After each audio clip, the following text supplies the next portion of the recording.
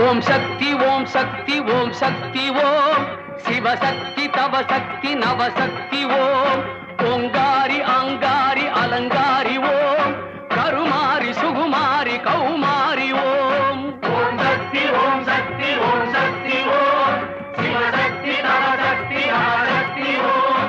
ஓங்காரி ஆங்காரி அலங்காரி ஓம் Karumari Sukumari Kaumari ஓம் ஓம் ஓம் ஓம் ஓம் ஓம் ஓம் ஓம்.